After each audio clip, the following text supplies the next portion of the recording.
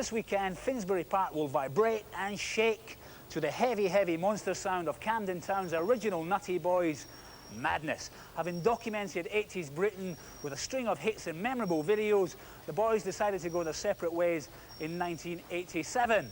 But they've reformed for 2 shows and 2 shows only. But will this renewed interest make them an offer they can't refuse? Hey, you!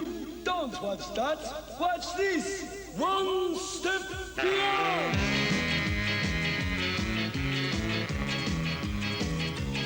It's not a cynical exercise. No, I'm not, you know, I think cynicism's out really, isn't it? I mean, it's boring to be cynical, you know?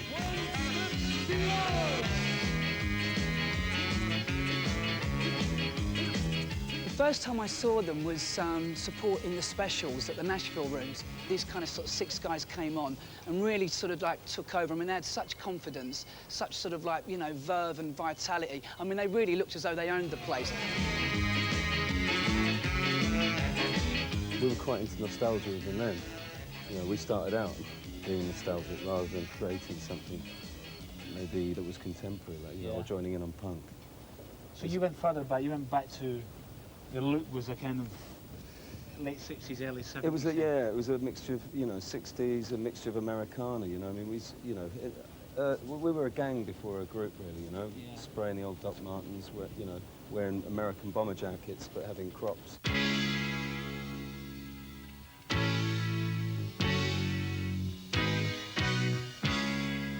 The nutty sound was everything that they was into at that time.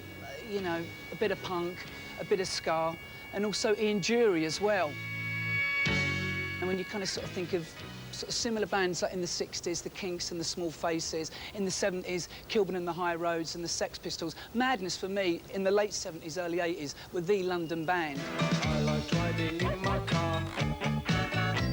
It don't look much, but I've been far. It's funny that we came to be sort of identified with Camden Town. I mean, you know, we're in Trivial Pursuit, you know. Well, one of the questions, we were the 7 nutty lads from Camden Town, which was sort of really similar to the Kinks and Muswell Hill and all that, and Rod Stewart and Highgate. I bought it in Primrose Hill from a bloke from Brazil. One of the things that made Madness what they were was the fact that you could invert your humour on yourself. You know, you kind of took the piss out of yourself. Yeah, exactly. And I think that was the good thing about it. I think that's why people quite liked it, because it wasn't preachy or anything. It was, you know, the ability to take the mickey out of yourself, I think, is good, and people recognise that. Welcome to the house of fun. Now I've come of age. Welcome to the house of fun. The reason we are what we are is because, you know, as 7 little loners, you know, who got together, formed a little gang, and had this sort of, you know, group conscious, you know, this group interest, this group sound. And when you get back together, you click. You know, we don't have to hear the joke from Chrissy Boy anymore. He just tells us a punchline, because we've heard the joke 50,000 times, you know. Try the house of fun. It's quicker if you run.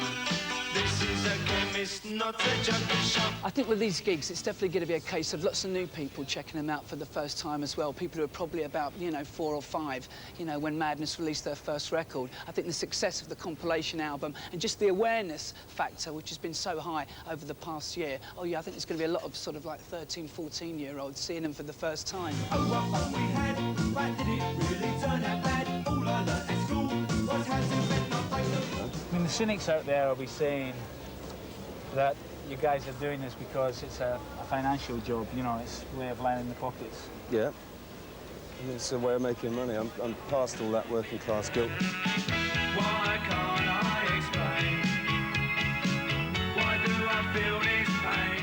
It's a selfish thing. You do it to entertain yourself, you know? I mean, obviously you're entertaining people, but you have to do it so that you're happy with it, you know? And not take the piss. And not take the piss, no. You know, I've always been deadly serious about Madness, you know. And so I think, you know, it's a nice thing to just do, you know, one event, one show, say thanks, and probably good night.